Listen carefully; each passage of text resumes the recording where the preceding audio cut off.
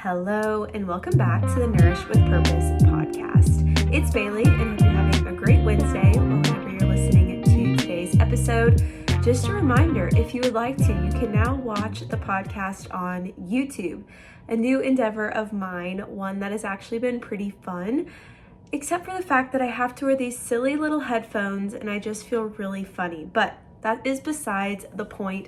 What I like is that I can also have the video version of the podcast, which I just think is kind of fun.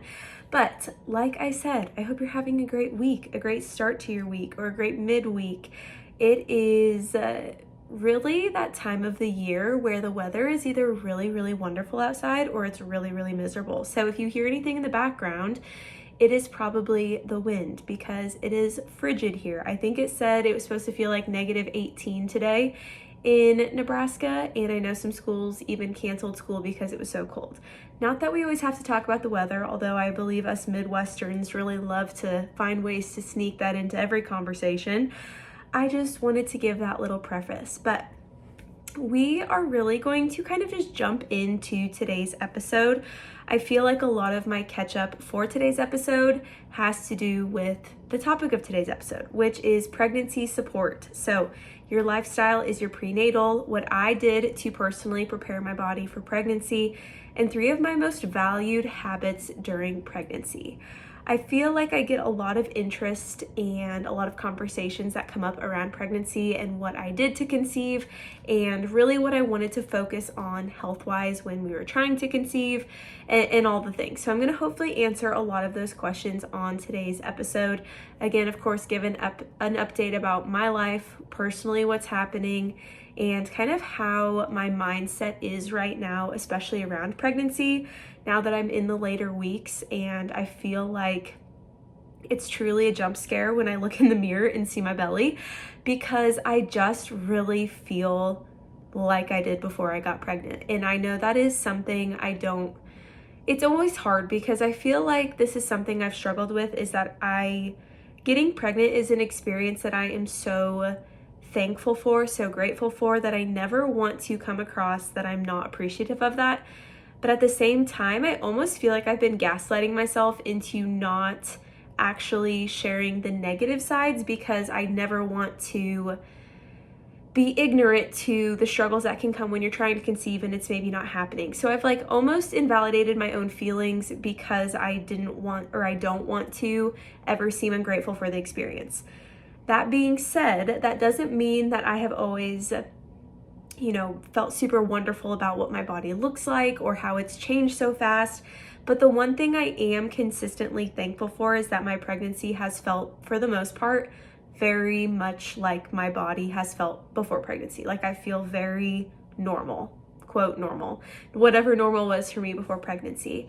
And that is something I think when we hear about pregnancy, we hear about all the negatives, even, which bless this person's soul, but even at my baby shower this weekend, they're like, oh yeah, delivering a baby will be the most painful thing you ever do. But once you deliver and you see that face for the first time, it'll all be worth it. And I'm like, I know, we just really like to talk about the negatives, right? And I'm not saying birthing a child is going to be all a walk in the park, but it's always kind of that reiterating the negatives. And I truly have very, very few negatives when it comes to how my body has felt physically. But I'm going to get into all those updates, of course, but I just kind of wanted to share on that front, what we're going to be getting into, just because I get a lot of questions around this. If this topic feels very sensitive for you right now, or something you're not ready to listen to, please understand that, of course, I understand, but also that you don't need to continue to surround yourself with the noise and the voices around pregnancy. If it's something you're struggling with, or if it's something where you've had some trauma around it, I just want to be very aware that that is the reality for a lot of people, and just put that out there, that a lot of what we talk about on today's episode is going to be very pregnancy focused. And I want to obviously put that out in the open. But let's get into really quickly here the segment of how I'm nourishing my mind, body, and spirit, which is a segment I do every single week, just to kind of reiterate that we have to find that balance and that support in all 3 areas in order to achieve what I view as true wellness. This doesn't mean we're always going to feel perfect or super strong in all 3 areas, but I do think that when it comes to creating focuses for the week, goals around our health, we have to consider our mind, our body, physical body, and our spirit. So how I've been nourishing my mind recently has been reading through, it's called The Guide to Birth by Dr. Molly, I believe her last name is Patura, Patura, I think. And what I really like about this guide is that it gives you a more, holistic view of birth and the experience that the mother goes through actually during birth. Rather than just thinking, of it as a medical procedure, we're thinking about it as a transformation. So they talk a lot about going from the maiden to the matron, right? We're going from being somebody who has never had a baby physically to now being a mother. And it just is kind of that process, right? And it talks about different positions for birth and doing different, if you want to do epidural or without an epidural, it gives you different perspectives, and also how you could kind of instigate birth to happen if you are past that 42 to 43 week window. Some different holistic, again, traditional, I would say like Eastern medicine ways to do that, how you could birth at home. And it just, like I said, it gives you kind of a broad scope. So I really have liked that, because for me, I feel like I'm somebody who likes to be prepared, but I don't really want to be over prepared or psych myself out by being or expecting something specific to happen during labor. And really, I know a lot of my midwives have been like, hey, have you done like a birthing class yet? And I know for me, because the experience that I am hoping to have is different from maybe what you would see in a very traditional hospital setting. And this is not criticism of doing that. For me, I just know I want something a little different. And if I'm able to, I want that to be my experience. And so I think I really just struggle going into birthing classes within the hospital setting, knowing that my birthing position could look different. My birthing, just how I approach it might be a little different. And so I've really tried to immerse myself in reading books and learning a lot more by reading and looking at different visuals of, like I said, if you're not going to use an epidural, ways that you can position yourself because you have that function of your lower body to move around, get on all fours, or to be in the bathtub, or there's just some different ways you can approach it. And so that's really what I've been doing. And I've really liked that birthing guide because it felt very aligned with what, again, I'm hoping to have during labor, the experience I'm hoping to have, and how I can also prepare my body to make that experience realistic for me and doable for me, how to manage pain in a way without the use of, like I said, an epidural, and some breathing techniques and practices to implement during that phase of labor. So I really like that. It's made me feel a lot more at ease about the whole experience because, like I said, I think we could learn as much as we want to, but sometimes you can't control what the experience is like. So it's more so just giving me ideas on how to be prepared for maybe questions I'll get, or if things go a certain way, what my next option is, and just have a better understanding. I think that's something that I think I've shared this on previous episodes.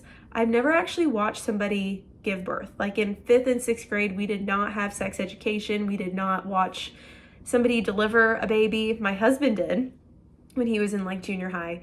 I'm like, I've never watched that. So now it's like, okay, I probably should watch at least some births to have an idea of what this experience could be like, but I've just never really been exposed to that. So it's kind of exposing myself in a way that feels comfortable for me, which has been really going through that guide and following her also on Instagram and some of her other resources that have been really helpful for just understanding more about labor and delivery. Okay, then how I'm nourishing my body is walking right when I wake up in the morning. I feel so much better when I do this because I sit for a lot of the day, for sure from about like probably 9 to 5 p.m. some days. I'm pretty sedentary and I'm working on my computer, doing that sort of thing. So to get in like a good hour, 45 minute to an hour walk and some stretching after I eat breakfast in the morning has been just really enjoyable and a great way for me to put that 60-minute time frame into my own physical health to support my body so that I can adequately support people throughout the day through my job. And then my spirit. So Nathan and I have actually been working through a daily, we did first the journey of Jesus, and now it's the journey of Paul, but it's supposed to be kind of that year, reading the year in a Bible process. I will say we've not been perfect with doing this every single day, but we have tried to at least sit down together in the mornings to go through this. So it really gives you about like one book of the Bible to read every day for kind of like 2-week spurts, and then it brings you into reading the Bible a little bit more in depth. But it's really cool how it's been formatted.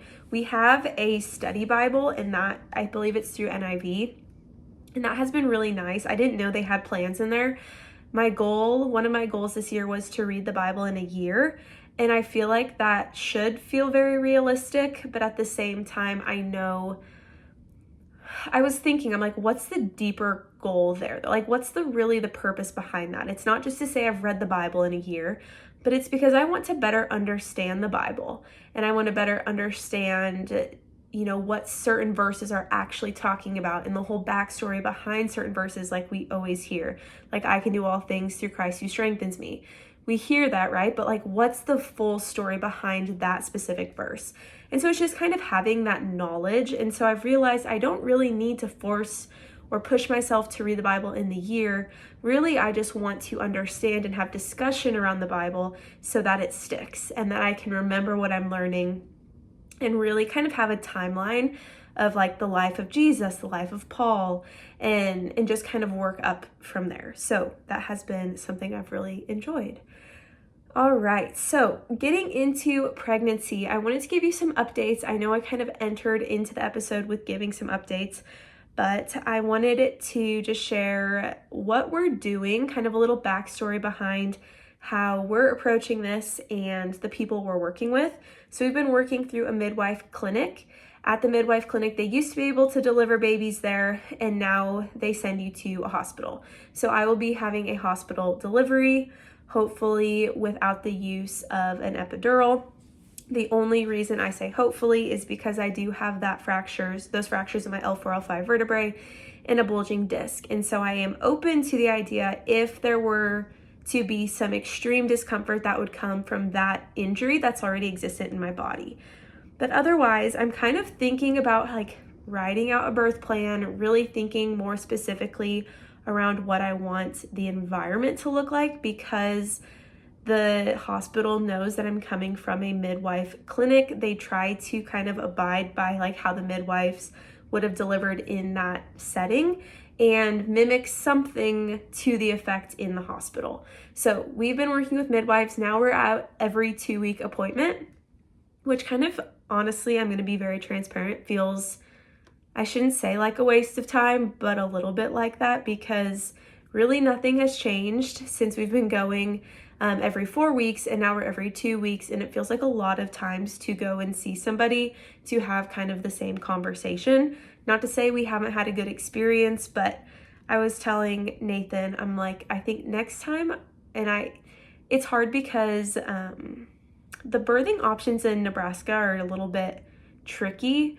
A lot of like having a home birth or having any medical professional in your home while you birth at home could help, like they could lose their license because of it. Like there's some pretty extreme rules around that in Nebraska, which obviously there's reason for some of that. But with this, I'm like, I really feel like I could go to my 10-week appointment, make sure that there's legit a baby in my stomach, because I feel like at the 10-week appointment, when I had called to make an appointment initially, and they're like, okay, you can come in about 10 weeks. I'm like, what if they do an ultrasound and there's nothing in there? And I've just like convinced myself I was pregnant and I wasn't. So having that 10-week appointment, I do really like, just because I like to see the baby move, see the baby kick. And then I'm like, I feel like I could go back in maybe for like that 21-week 4D ultrasound or anatomy scan. And again, check up on the baby, look at lung function, look at development, look at size, look at measurements. And then really I feel like I could maybe go to the hospital to deliver a baby. And I'm not saying that is what we would do next time, but I think because I've taken some of the responsibility to do research on my own and read books on my own and to support my body in the ways that I'm going to talk about on today's episode, so that I don't really have any like really pressing questions or really pressing concerns. Luckily, again, I say that with a very grateful heart and with a lot of appreciation that I'm able to say that. But yeah, I'm like, I don't know if we really need to be going every 2 weeks, but I understand they want to make sure things are fine. They want to measure the size of the baby and the position of the baby, because that's also important for delivery. We also have gotten questions around like, have you decided on a name yet? And right now I'm at 32 weeks, and Nathan has always told me, he's like, by the beginning of March, we can really like kind of set a name. But before that, he doesn't want to like commit to anything.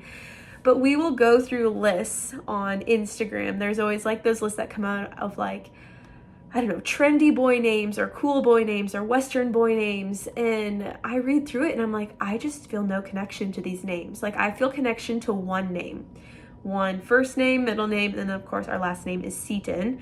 And so I'm like, I just feel such a connection to that name. Like it just feels right, and I'm going to cling to that unless there was another name that would come up. But really, for the most part, I don't want to say we've decided on a name, but we're really leaning towards one specific name. And other updates, I had my baby shower this last weekend, and so got to see friends and family and truly feel very celebrated and very overwhelmed with the generosity of people. I'm very much a quality time person, but where we live, I feel like I don't see a lot of people very often. I would say I'm probably an hour to 2 hours from some of my closest friends, and so I don't see them very often, but a lot of them made the drive to the shower, and that just meant a lot. Family came that I wasn't expecting to see. That of course meant a lot. I feel like I got very emotional just at the, like I said, the generosity and the fact that people dedicated time to come and celebrate this experience just meant a lot to me. And I realized that kind of as I get older, how valuable quality time is to me, and when people can both like mutually plan things, but I also obviously then am responsible for planning things. When people show up for me, it just really hits close to home on a different level. More so than even the gifts, which that again, I was so overwhelmed with the gifts. I'm like, people are just so kind. And it was fun to just have that morning with people that I love, people that are close to me, and my aunts put that on, and it was just perfect. It was very, very, like I couldn't have planned it better myself. It was just perfect. And yeah, very much appreciated everything. The food was wonderful, and we got to play some games. I told people, I'm like, if you have any name suggestions, like write those down on your paper, because we're always open to suggestions. And because, like I said, we've got one name that we're pretty much leaning towards, I just want to make sure it is the most perfect name for this little human that I'm going to be having, and that it just fits him really well. All right, so let's get into how your lifestyle is your prenatal. And I got this, honestly, I really love the Village Sessions podcast. If you've never heard of that or listened to those, some of them are a little out there, I will say, and sometimes how they talk is a little bit disconnected from like my typical verbiage or language, just because I would say they are very, I don't even know how you would explain it. They're very holistic in the sense of very much like about the mind and the spirit, and then also connecting that to the body, which is what I do. I just feel like they talk about it a little bit differently. They have some different verbiage, and that's actually one of the gals on that podcast is the one who wrote the guide to birth, which is the guide I'm working through. But again, sometimes the language is just a little bit different, but I got a lot of the inspiration to talk about this from that podcast episode, because it hit very close to home, and it felt very aligned with a lot of my own personal beliefs. I want to preface this also by saying I am not a fertility expert, and I will never, ever, ever claim to be. There are instances where you could do every single thing, quote, right, and still maybe experience some difficulty getting pregnant. And that's where I just want to be very sensitive to that and let you know that this is not saying if you do every single thing that I say, you will conceive. I will never claim to have that power, but I do think a lot of these things can be really valuable to add in or at least consider when you are wanting to have a baby or when you enter into that season of life. So kind of starting out with what I've seen with labs, seeing, the hormone levels and thyroid levels and the liver function and, really looking at what I wanted to do to support specifically those three systems of my body. That's kind of how I'm approaching this conversation. I think blood work is so crucial, and I'll talk about it a few times on today's episode because it is so valuable, and getting blood work read functionally is so valuable. Not saying, and how I always kind of preface this too, or to explain this, when you get blood work done at your primary care doctor, they are using reference ranges that are really just making sure that you don't have any chronic health issues, that there's not anything that's super alarming. And really, like in the emergency room setting, they're looking at like hydration levels, things like that to keep you alive. When I look at blood work from a functional medicine perspective and use some different functional ranges, it is because I know this person is alive and well. I know they've also been talking to their doctor, and their doctor has kind of cleared them to continue to live life as usual, but they don't feel quite normal. They don't feel right. They maybe feel a little bit off, or maybe even they've tried to conceive, but nothing has worked. And that is when looking at things very critically can be very helpful. So especially like with the function of your hormones and your thyroid, that is going to be very important to make sure that those levels and those ranges are in a very typical range, right? Or a normal range, because that can obviously contribute to fertility and just your body's ability to conceive. And so really what I did prior to looking at blood work though, is I thought about the systems of my body that were responsible for those hormones.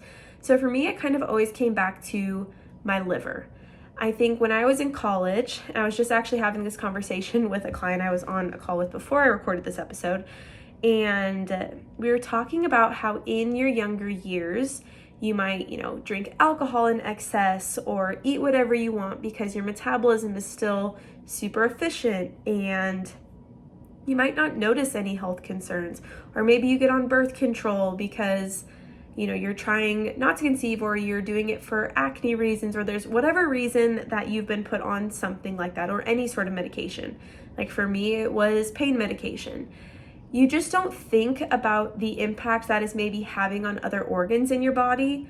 And so for me, again, it kind of like linked it back to liver. When I finally understood the value and the importance of your liver, I started respecting it a lot more. And this is not to say I've done this perfectly, but I think a big thing that I did just with my overall lifestyle was reducing alcohol consumption. Knowing that, your liver is very much impacted by consuming alcohol.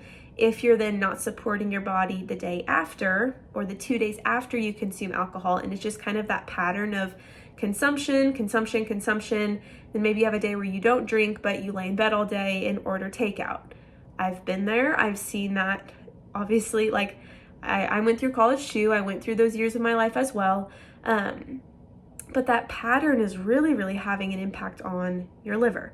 So when we decided we wanted to have kids, and I feel like this kind of started honestly when I went through my whole health journey anyway, I shouldn't say my whole health journey because it's still a continuous journey, but when I really wanted to focus on supporting my body in the best way I could without the use of medication. I won't get into my full personal story, but I wanted to take a more holistic approach to how I was handling and managing pain.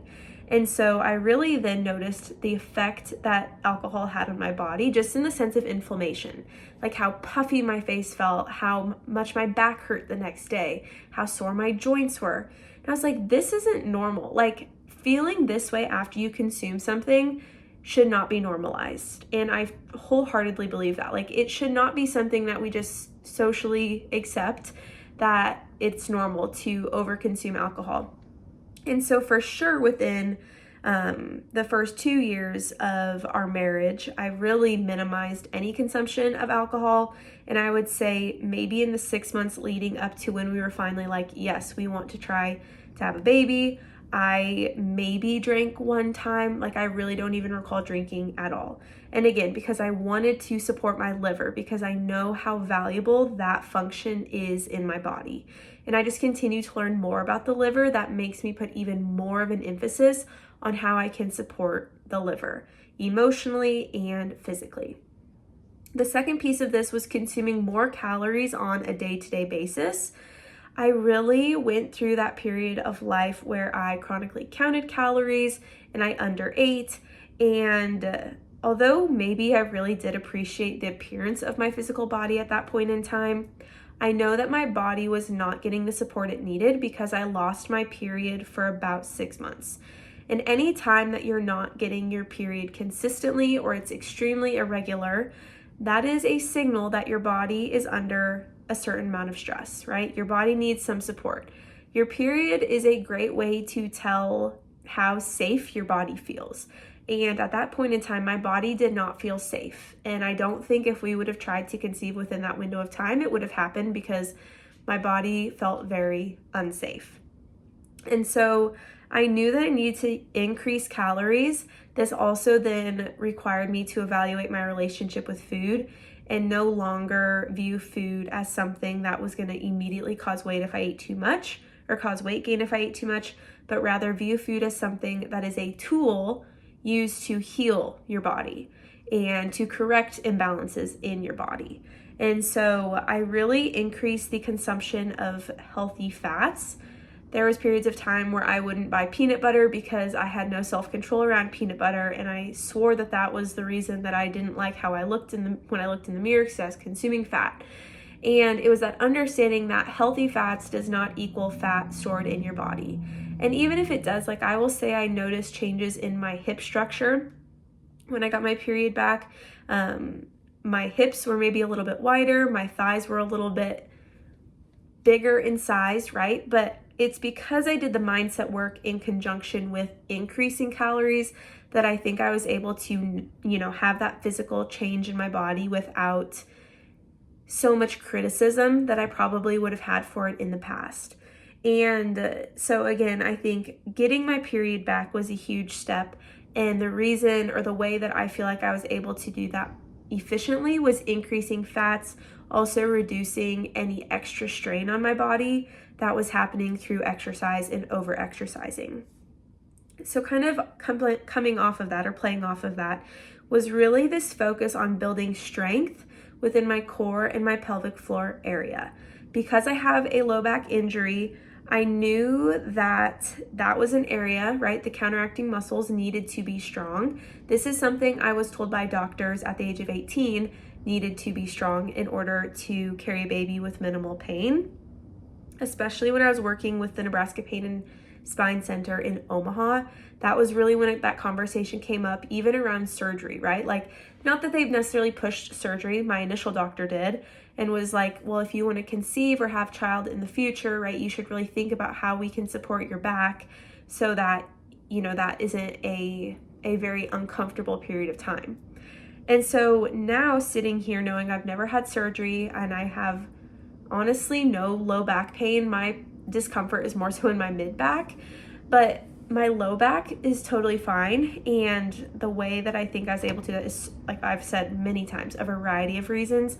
A huge reason is because I actually understood my anatomy and what needed to be strong if another area was going to be weak. So if you ever have an injury in a specific area, you want to think about the muscle, the opposite muscle or the opposing muscle, and work on strengthening that. So for me, that was my core and my pelvic floor. I noticed huge improvements with this. Even my posture changed, the appearance of it changed, and I really just wanted to make my womb a safe space for a child to be in. And sometimes, again, like I said, due to injuries, it's not always possible to change the structure, but I wanted to make sure that I had muscles to support the structure. And that was a really yeah, I think that made a huge difference for conceiving, but also supporting my body now during pregnancy. And those are things that I can consistently try to work on increasing the strength of and the relaxation of, because those muscles also have to relax when you deliver. All right, and then finally here was evaluating what my role would be as a mother and finally feeling comfortable stepping into that role emotionally. Now, I will tell you, I've never been a kid person and I've never been a baby person. If you show me a photo of a baby freshly out of the womb and I'm like, oh my gosh, that's a really cute baby, please know that that is like that's a compliment, because I don't often really think that babies are all that cute. Don't come for me. But I really also don't feel a lot of like adoration or desire to like spend time with kids. I just don't. And I won't expect that of anybody else with my kid either. Because I'm like, I get it. Like, if you see my kid and you don't think they're cute, you don't have to say, oh, they are the cutest thing I've ever seen. Like, it's okay. Or if you don't want to hold my baby, that's totally fine. I will keep them to myself and you don't have to feel pressure to hold them. Which I think is where I always thought I'd get to this point in life where I was like, finally felt ready to be a mom. And I was talking to my mom about this before, and I like still don't think I feel that way. Like, I really want to be a mother and I will love and cherish my child, but it's not like I see everybody's kids and want a ton of kids. Like, it's just a different, I don't know. I wouldn't say I ever got to, I've never been that person to just be obsessed with kids. I'll just say that. But I think what needed to happen before we entered into this phase of like, okay, we've been married for about 3 years. You know, we're not getting any younger. We know we maybe want to have this amount of kids. We should at least think about it. We should start trying. I think financially and environmentally, we are in a position to do this. And so we made that decision. And I also, throughout making that decision, had to accept some things that would change about me personally. As the mother, typically we become that like primary caretaker of our child. And with having the job that I have flexibility, but it's also something I've spent 3 years building, is my business Divine Purpose, my integrative health coaching business and blood work consultations. And I've spent so much time creating this and wanting to see it flourish and to get to a point where I feel like I can say that my business is really flourishing. It is hard to then picture adding in a child into the setting, right? But it's something I've accepted and something that Nathan and I had a conversation around, right? Of like, his job is not going to change. He works for somebody else. He has a little less flexibility, although has a lot of flexibility.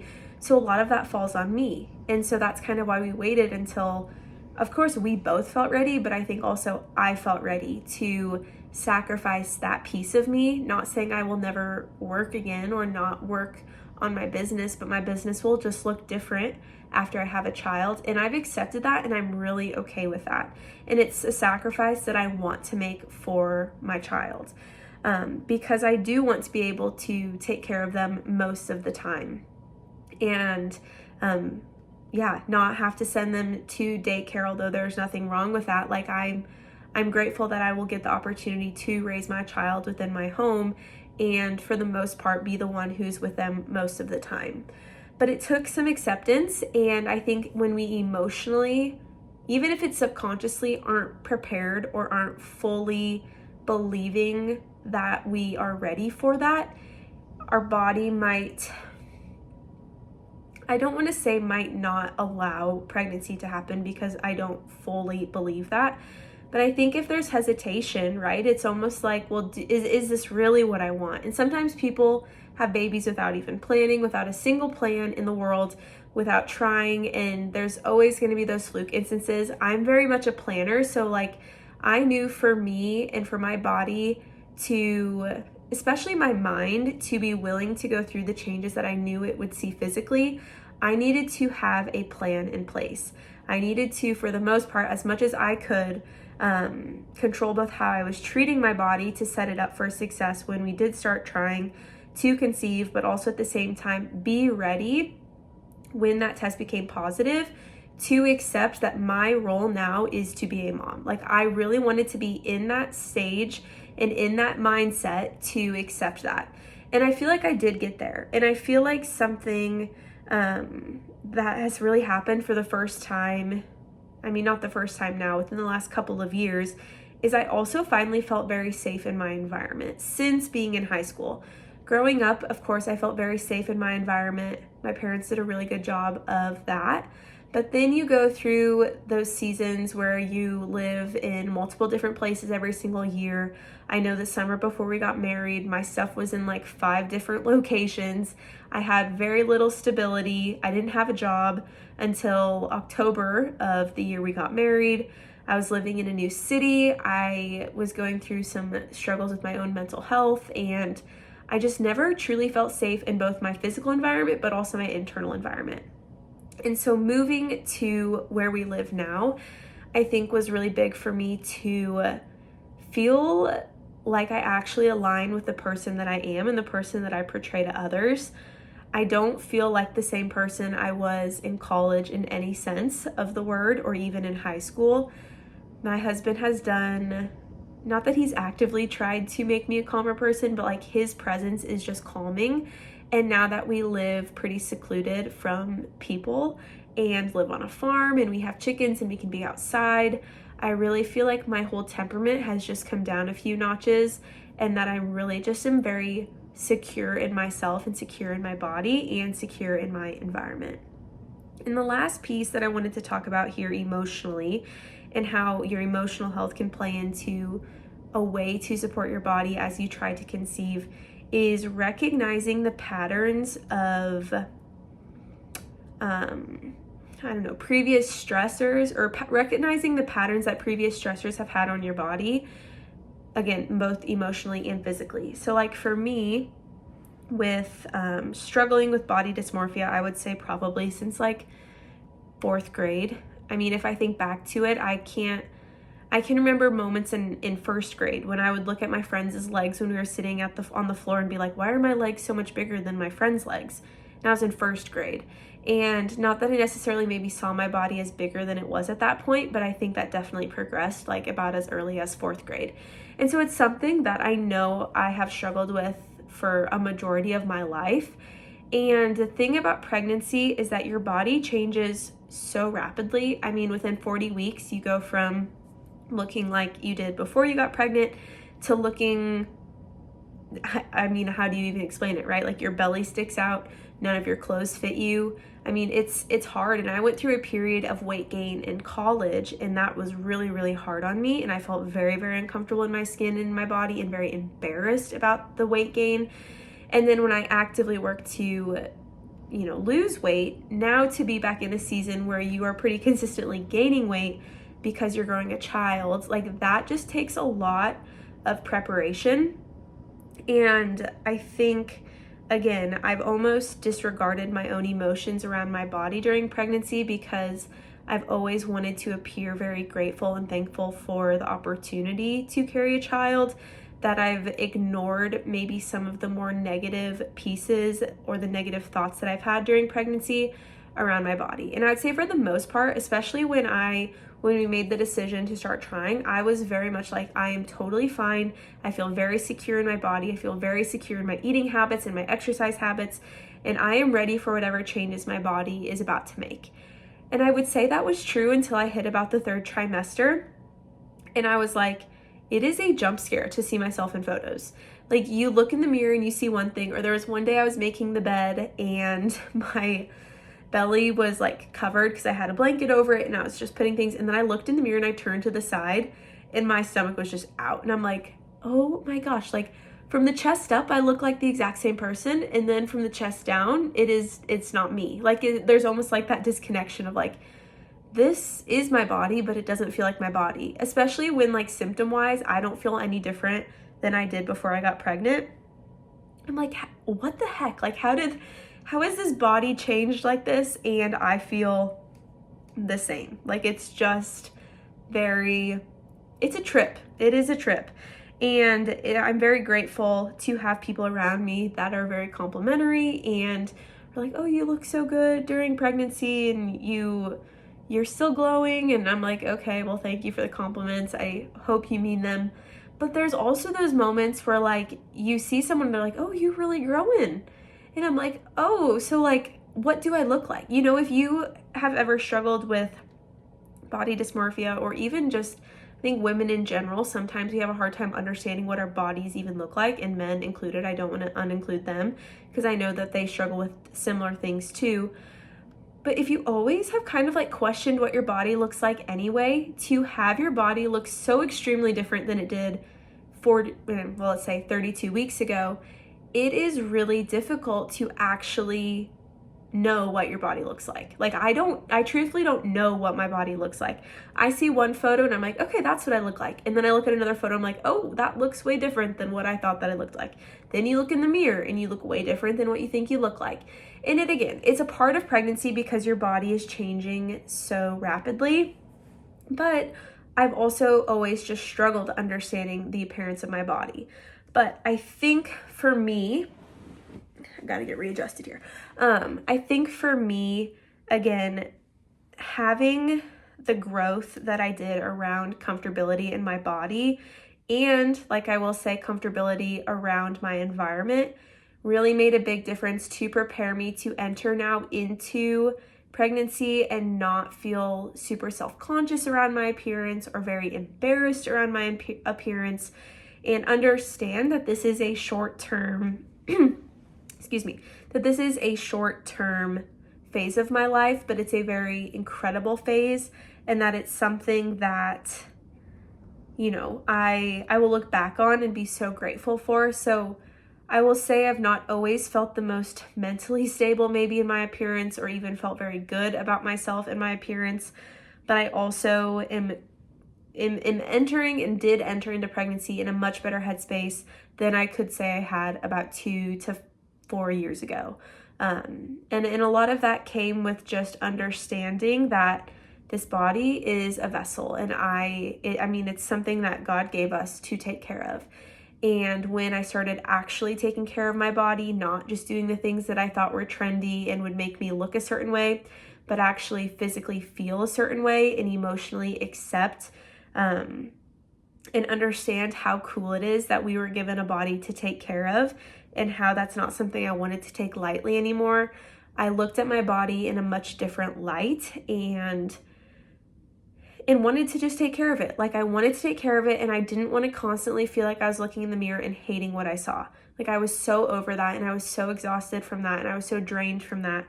And so with time and with a lot of help from other people, I did work to reach a point where, like I said, it's not always perfect, but I feel like I'm in a much better space right now than I ever have been, even though there are challenges that have come with looking at my body and again, kind of that rapid change that has come from pregnancy. Okay, so then what are 3 of my most valued habits during pregnancy? I'm coming back to this because it was huge for me, and I didn't really understand the value of it until I did it, and that is blood work. In my opinion, that is crucial for knowing exactly what your body needs during pregnancy. So what I did is I got my blood work done around week, I think it was 12 of pregnancy. I had already had an appointment with my doctor or with my midwife, and they ran blood work there just to like make sure everything was good. And in their ranges, everything was fine, right? But then I critically looked at my blood work to see what my hydration looked like. So sodium and potassium and magnesium, what vitamin D levels were, what my B vitamin need was, and wanted to make sure that my body was getting what it needed to fulfill any deficiencies that I saw in labs. So for me, I knew that B vitamins are really big for both fertility, but also for that development of the baby, of overall hormone support and thyroid support. And so I added in a beef liver supplement.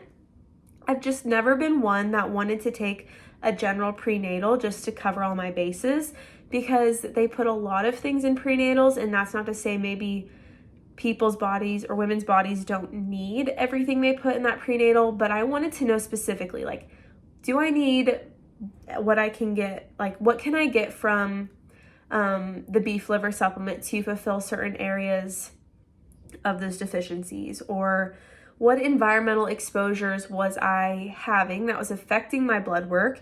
So identifying mold in our household and just my body's way to feel supported, even though, during pregnancy, you can't do a lot of like detox protocols, which I wouldn't really recommend anyway, but there's some supplements that you just can't take during pregnancy that I would put clients on if they were exposed to mold consistently. And so it was navigating that and getting on PC by Body Bio for just overall brain and nervous system support while living in an environment that I had some of those exposures to, or just in general to support mine and baby's brain and nervous system development. That was really important to me, right? So it's identifying, yes, what your blood work says, but also identifying like, what do you want to do to support your body, and what does your body actually need to be supported on a cellular level, or what organs are really being under a lot of stress that need some support. And so again, blood work was really big for that. And now, I was the first blood work I ever read, because now that I'm able to look at blood work and look at labs, I've just gotten more experienced with it, but my labs were the first labs I ever looked at. I'm like, I'm a great test subject, and it was a great way just to navigate, like, what am I actually looking at when I look at labs, and what does my body need? So I've gone back and re-looked at it since then to see, okay, now later in pregnancy, although I really am at that time where I need to get labs drawn again, or have my midwife send me my most recent labs so I can look at those labs again. Again, it's like, okay, am I still on track? Am I still consistently doing these things that my body needs? So again, like I said, beef liver and PC by Body Bio are the only two supplements that I am taking. I'm not taking a prenatal. I also think food can serve as your prenatal.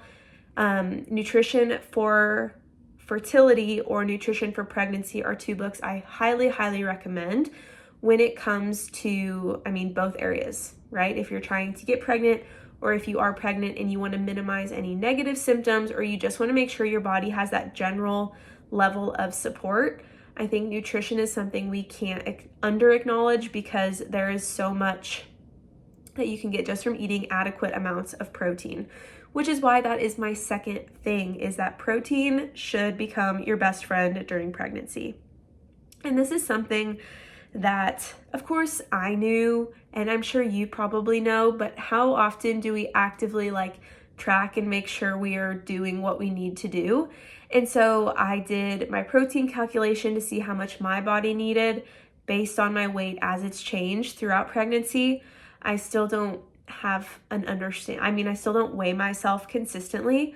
I really don't know how much I've weighed. I feel like I'm very in tune with my body in the sense of I know probably what ranges I'm at right now, or how much I've gained in general during pregnancy. But I've kind of adjusted that amount to be about 1 gram of protein per pound body weight. And that is because I would say I'm pretty moderate to highly active, tend to be probably more so highly active, at least when I can be, but I know there are definitely days when I sit way more than I would like to. So that's just the calculation that I did, 1 gram per pound body weight. And so that's going to change throughout pregnancy, but what I will say is that until I figured this out, I felt very ill.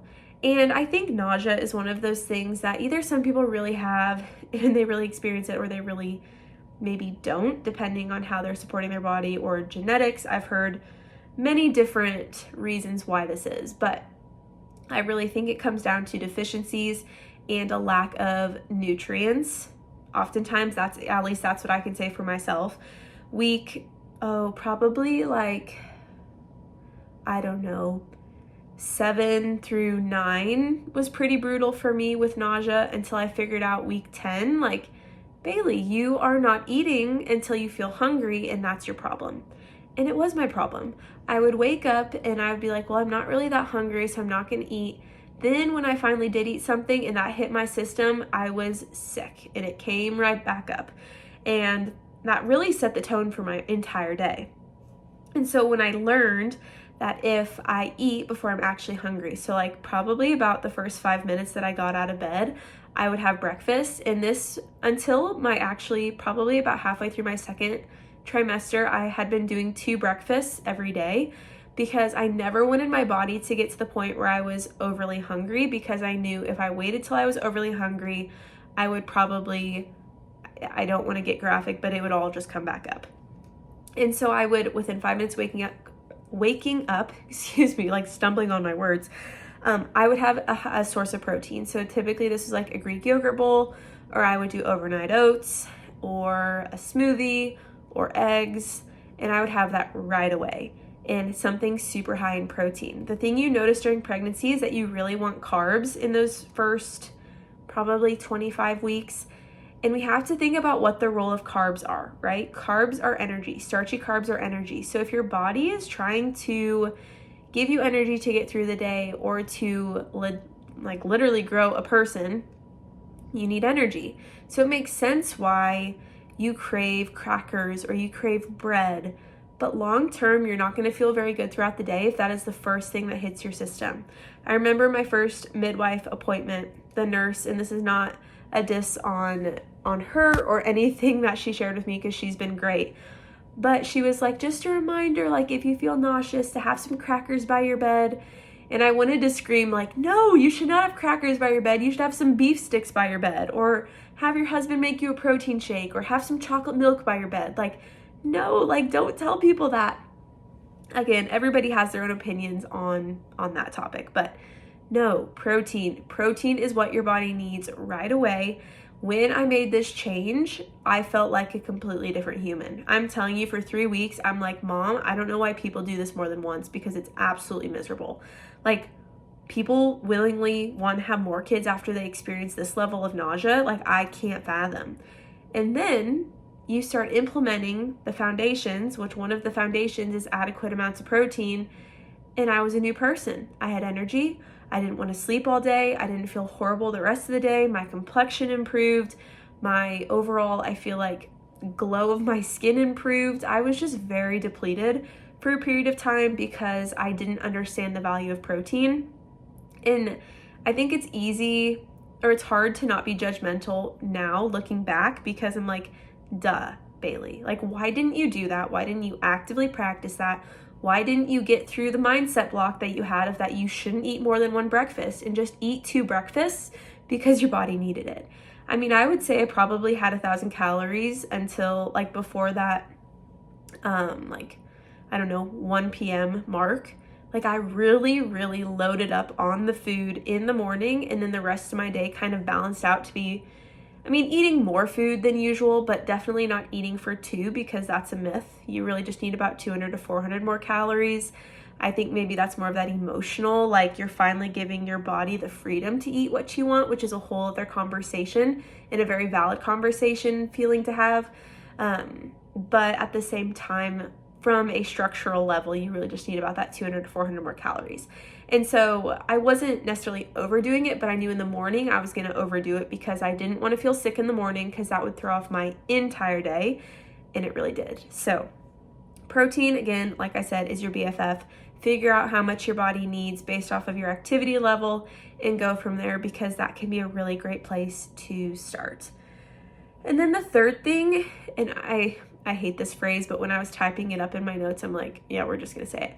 Motion is lotion, folks. So moving your body can help so much during pregnancy, especially when you start before you conceive. So having movement be a consistent part of your daily routine is so crucial to, I really believe, how you feel during pregnancy. Like I talked about, having a low back injury, I wanted to make sure my core and my pelvic floor was strong, but I wanted overall strength in my body. Especially knowing postpartum, you've got 6 or more weeks that you're really not supposed to do much, but let your body heal and recover, which is a valuable and a very sacred space and time, but you're not going to be exercising. So I think when I see or hear even people around me that are going to be moms, they're like, well, after I deliver, after that 6 weeks, I'm really going to hit it hard, and I really want to get my body back to where it was before I had a baby.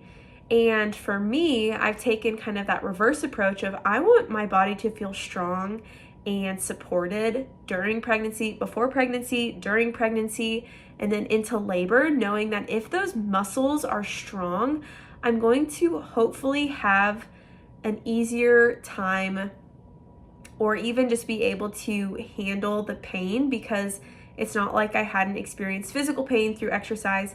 Not that exercise should always be painful, but I really do like to push myself, right? And so I've built up kind of that like mental stamina and that strength and that determination. And I think that really will help with delivery. Also, with like some of that hip discomfort that can come during pregnancy, doing strength training has been huge. I mentioned this on previous episodes, but my brother knows a lot about exercise and strength training. And so I had him write me a plan for literally focused around building strength during pregnancy. What needs to go in combination with that, of course, is that protein intake, but building strength. So having a program that would, be challenging me and pushing me, and I'm going up in the weights that I'm using, and I'm really getting very strong, and I still have the energy and excitement and determination around doing that consistently at 32 weeks. And that's something I don't say to brag, because I know that's not everybody's experience, but for me, moving my body and having had done that since we were even trying, I've been doing that now probably for the last, 5 years. I've consistently exercised probably 5 times a week. And that is just such at least a difference that I feel. And I know now, and you get into the 3rd trimester, it's like, okay, you're not really supposed to sleep on your back. You're supposed to sleep on your side. And at first I was having some hip discomfort, and I'm not going to say every night is always super pleasant, because sometimes I wake up or I roll over and I'm like, gosh, I hate sleeping on my side. I'm a back sleeper. And so sleeping on my side's not for me. But when I then integrated that strength program, which is probably about 24 weeks pregnant, is when I did that, 24 to 28 weeks maybe, is when I started doing that. I noticed a lack of discomfort. When I added in stretching, a lack of discomfort in my hips. Same when it comes to like the placement of your baby. When you are active and you're moving, you want to have that head down position. And there's a lot of things that they can do if they are not head down. But for me, baby's position right now is looking really, really good. And I think a lot of that has to do because I'm walking, because I'm strengthening my core, because I'm doing that 360 breath work. And I think sometimes when we give so much credit to these things, it's almost like, well, yeah, that's my experience, right? I can't claim that's going to be everybody's experience. But I also don't want to invalidate this. There was such little conversation around any of these 3 things when I went even to my midwife clinic. Something that was never talked to me about there, and it still hasn't been. Other than I did have one nurse when I was there ask if I exercise, and I'm like, yep, I exercise about 5 times a week. I do strength training and I like to walk. And she's like, keep moving. Like, the belief that if you haven't started exercising before pregnancy that you can't start during pregnancy is no longer true. She's like, continue to move your body, especially being pregnant during the winter. And as that center of gravity changes, you want to be able to walk on ice and on snow and feel very secure. She's like, keep exercising. And I really admired that. And I'm like, I wish there was just more conversation around this, because if I wouldn't have known some of these things through education I got in college and then post-college and done my own research once I found out I was pregnant, I really would have no idea about these 3 things. And I could have added so much more to this list that I have done that has helped, but I would say these are the 3 major things. And I just want to reiterate their importance. I'm not here to say that I'm not an expert, and I'm not here to say that this will make you feel 100% perfect throughout your entire pregnancy or help you conceive. Like I said, I'm not a fertility expert, but just to reiterate some of those basics that we just don't think about, or maybe we don't hear when we go to the doctor's office or a midwife clinic after finding out you're pregnant. And they've made such a huge difference for me, and just overall feeling very good during pregnancy. And so this is something I definitely want to kind of expand on. Again, I feel like how many times am I going to say this? I want to just be very sensitive to pregnancy and understand that it is not the same experience for every single person. Also understand that you could do every single thing right and have things maybe not go exactly how they were planned to go. And so for me, I think yeah, I want to continue to expand on this conversation and talk more about it as I learn, because I'm always learning as well. And I really can't give any input about labor and delivery because I know only what I've read about it. So again, it's kind of like explaining what I've experienced as I experience it, and then as I reflect, sharing it with you, and then as I, like I said, especially with like labor and delivery, as I experience that and as I reflect on that experience, then opening up and sharing it with you. So I'm kind of like trying to be one step ahead of what I share so that when I reflect, I can then publicly share my experience, just because I don't want to sound ignorant or unaware of the fact that this is not the case for everyone, that they have an experience like this. But I am grateful that my body has been able to both feel supported throughout pregnancy and continue to feel pretty, like I said, much like normal, pretty much like how I did before pregnancy. So if you have questions around anything I've talked about or around pregnancy or around fertility, like I said, I don't know everything. I can only share my own experience, which is why I love the podcast, because it is truly sharing my own experience, not ever making you feel like you have to also agree with my experience or believe everything I say or practice it on your own. But again, it's my experience and I can only share from that. So if you have questions, comments, concerns, please reach out to me. I am very passionate about this topic, and I'm very passionate about how we can better support our bodies and just have a level of awareness around what we can do to support our bodies during pregnancy that is just not openly communicated when you go to that first doctor's appointment after finding out you're pregnant. I just felt like there was a lack of education and a lack of even acknowledgement that some of these things could make a difference, because we never want to assume that what works for one person will work for another. But I'm like, women have been having babies for thousands of years and our bodies were created to do this. Like, why is there not more definite research around it or definite, like, I don't know, support that we can have around it? And so hopefully, if you are also experiencing this too, you've noticed some of these things have improved. But I, of course, would love to hear like what has helped you the most during pregnancy and helped you feel your best, because it's different for everyone. And I'm always open to trying new things and hearing different concepts and ideas just to support your overall body. So let's go ahead and close today's episode in prayer. So dear Lord, just thank you for today, and thank you for the opportunity to share more about my experience of pregnancy with other people. I just ask that this resonates with someone. I also pray for those who are maybe struggling to conceive right now, and that they just feel you around them and their relationship like a blanket all the time, and that they feel that comfort and that support, and that that you just work a miracle in them and in their bodies, and that you prepare them for that miracle, and that they just feel, like I said, that sense of comfort from you and from those people around them.